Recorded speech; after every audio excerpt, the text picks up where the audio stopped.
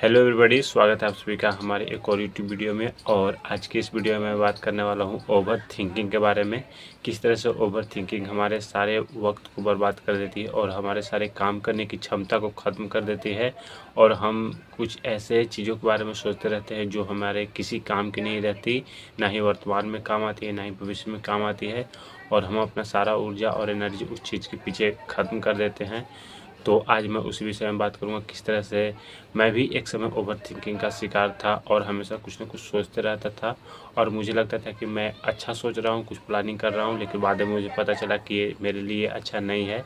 तो वही चीज़ मैं आपके साथ शेयर करूँगा आज इस वीडियो में, कैसे आप इसे कम कर सकते हैं। और अगर आप ओवर थिंकिंग को ख़त्म करने की सोचते हैं तो ये ख़त्म नहीं होती, क्योंकि थिंकिंग ऐसी चीज़ है जो हमारा दिमाग कुछ न कुछ हर समय सोचते रहता है, वो खाली नहीं रहता।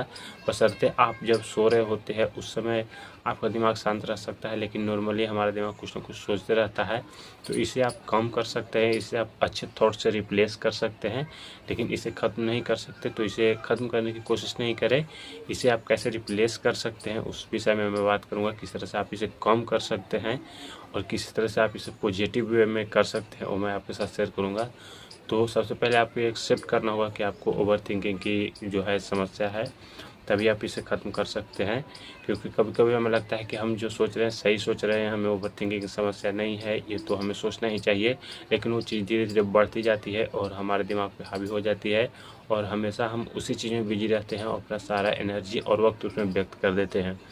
तो सबसे पहली चीज़ है कि आपको अपने वर्तमान पे फोकस करना होगा और ना ही आपको भविष्य की चिंता करनी है, ना ही आप पीछे किसी बात में अपने आप को फंसाए रखना है। जो बात बीत गया उससे आपको छुटकारा पाना है और अपने भविष्य की भी चिंता नहीं करनी कि क्या होने वाला है। अगर इस विषय में आप चिंता करते रहेंगे आने वाले समय के बारे में और बीते हुए समय के बारे में, तो आप ओवर थिंकिंग का शिकार बनेंगे ही बनेंगे, क्योंकि उसी में आपका दिमाग अटका रहेगा।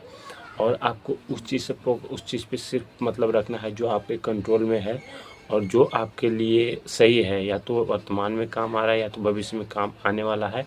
उस चीज़ पे फोकस करना है और जिस चीज़ को आप कंट्रोल नहीं कर सकते, जो चीज़ आपके काम कर रही है उस पर फोकस नहीं करना है। और ख़ास करके आसपास के जो लोगों की जानकारी, जो सोसाइटी है, उस बारे में ज़्यादा जानने की कोशिश नहीं करें। किसी लोग के बारे में बेमतलब की जानने की कोशिश नहीं करें और ज़्यादा सोशल मीडिया और ये सब इंस्टाग्राम आदि ये सब पे और टीवी शोज़ या ये सब नहीं देखें। ये सब चीज़ें से हमारे अंदर जो जो हम देखते हैं, जो कंटेंट हम कंज्यूम करते हैं, उस विषय में भी हमारा दिमाग सोचते रहता है। तो ये सब चीज़ें कम करना है। और सबसे मेन चीज़, अब मैं इसका समाधान बताऊँगा। तो आपको क्या करना है कि जब भी आपके दिमाग में थॉट्स कोई नए थॉट्स आता है आपके दिमाग में, चाहे वो अच्छा हो या बुरा हो, तो आपको एक पॉज लेकर ये सोचना है कि क्या ये मेरे लिए सही है। अगर सही है तो मैं इस विषय में क्या कर सकता हूँ, मुझे क्या करना चाहिए इससे। अगर गलत है तो उसे वहीं पर रोक देना है और हर थॉट्स को सही नहीं मानना है। हम क्या करते हैं कि हर थॉट्स को सही मान लेते हैं, एक फैक्ट की तरह मान लेते हैं कि हाँ ये थॉट्स सही है। कोई ज़रूरी नहीं हमारे दिमाग में थॉट्स आ रहा है वो किसी काम का ही हो, कुछ फालतू थॉट्स भी होते हैं, ये आपको समझना होगा और उसे इग्नोर करना होगा। और कभी भी अपने लाइफ में गलती होने से नहीं डरे। कोई आपसे मिस्टेक हो जाए, कोई गलती हो जाए लाइफ में, तो उसे अपने दिमाग में बैठाए नहीं रखें। होता क्या है कि जब हमसे कोई मिस्टेक हो जाती है तो उसे हम लेकर सीरियस हो जाते हैं, तो उस विषय में सोचते रहते हैं।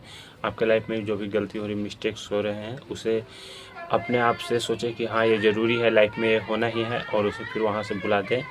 और ख़ास करके ये अपना फिजिकली अपने आप को फिट रखें।